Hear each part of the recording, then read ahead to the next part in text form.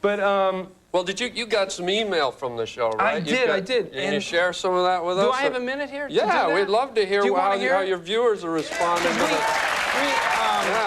yeah. We have a website, and I'll tell you what happens with email. What you realize, Harlan, is that there's a lot of lonely people out there. That's what do you mean by that, Bob? Well, you know, let me just read some of these. Okay, read some of your fan email. There's something about email, too, that makes people think they can be a lot more casual with you than they would be if they wrote you a letter. Yeah. They don't try as hard, is what I'm trying to say. I'll get to it now. Does anybody know email at all? Okay. Hey, here's one. Okay, please. Hey, guys, your show is great. Yeah. I'm hungry. I think I'll get some yogurt now. I have some in the fridge. Anyway, keep up the good work, and one other thing, my ass itches. Oh, man. That's from Todd in Milwaukee. Wow, Todd, yeah. Here's one from a guy named Charlie. Yeah. Dear Bob and David, hooray for Mr. Show. I can't stop laughing. I have a cat named Stan. There's something in my teeth. What is psoriasis?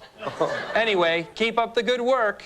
Also, my ass itches. Oh. Somehow people seem to think I want to know that. Real itchy bums. Yeah, I don't know. It sounds like most of the people writing you mail could be friends of the donut guy. That's exactly right. I think that's exactly who emails people. All right, well, hold on to those letters. Maybe we have time for another one. We're talking with Bob Odenkirk here from Mr. Show. Later, we'll return right after this short break.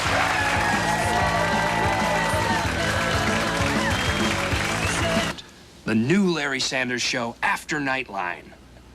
Unfortunately, that's the actual title they want to use. But it would be my show. I could do whatever I wanted. No one would tinker with it.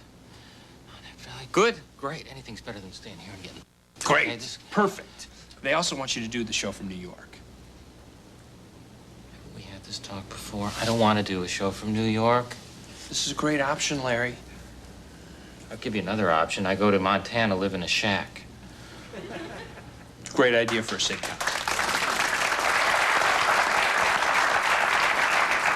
Welcome back to Later. I'm Harland Williams here with the amazing Bob Odenkirk. Bob, Larry Sanders, what a great show to be on. What's that like for you? I am so lucky. Yeah. I am a lucky man. Is Gary funny in real life? Gary is hilarious. He's the life of the party. Is he? He's dancing around all the time, telling jokes. Not at all like, you know how he plays a very sort of neurotic character? And people, I wish people knew.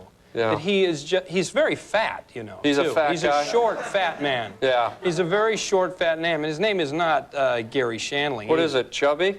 Well, he likes to be called Chubby. Now, you play like a Weasley agent. Yeah, I do. Are agents, people get this perception in Hollywood that agents are all Weasley. Is that what you found, or are they really just normal people? You know what? I have an agent, and I base my character on my agent. Oh, and you know, no more, Bob. You mean you had an agent? No. No, you know, they're not Weasley, but they have a certain kind of job where they have to be really energetic about things, and I guess after a while, like the mask becomes real, and they have to, and it can be a little strange. Hollywood, man. Yeah, people go Hollywood. Talk about going Hollywood. Oh, my agent has gone Hollywood. Well, what do you like better, Bob? You like doing that or sketch comedy? I know you're like considered like alternative comedy. Do you like that title, or is that? No, I don't like that title. I think, you know, it's just comedy, and I think the only reason it's called alternative comedy is because there was so much stand-up comedy in the 80s, and now anything new is considered an alternative to what was this big watershed of stand-up. Yeah. And really, it's just the same kind of comedy that has always been around, many different kinds, and it's the way it should be, I think. You know? I think people just got used to a certain style on TV, right. but you're offering such a different, I think it's like edgier, it's kind of like pushing the envelope, new wave type of comedy. Yeah. Yeah. Well, thanks. Now, does that come from, I mentioned earlier you went to Catholic school. Mm-hmm. Does any of that stem from kind of that strict, regimented upbringing that you're trying to push the envelope, so to speak? Yeah, you know, I was raised Catholic, you know, Yeah. which means I'm an atheist now. So, and that's, you know, I guess if you're raised Catholic, you either become really Catholic or you just really rebel against all the structure. And so that's what I chose that. I was Yeah. given a choice. When you're 16, you get a choice. You can either become really Catholic or you rebel. Or And you could I run just away checked from home, rebel. yeah. And so so yeah, we do a lot of stuff. I can't really tell my mom about the show, you know, because what am I going to say? Hey, Mom, watch the show this week. We got a great sketch where the Pope is smuggling drugs in his hat, you know? She wouldn't be too hip to that. So Wow. I just say, you know, she thinks I'm in L.A. running an S&M club, and that's fine with her. Because, you know, that's like a lot like Catholicism, you know, punishment and... Oh, man, I went to a Catholic school as well, and, Yeah. man, I hated wearing those uniforms, those little plaid mini skirts. They just, Right. yeah. Anyways, we got to go to a commercial. We'll be back with Later and Bob Odenkirk. Come on back, folks.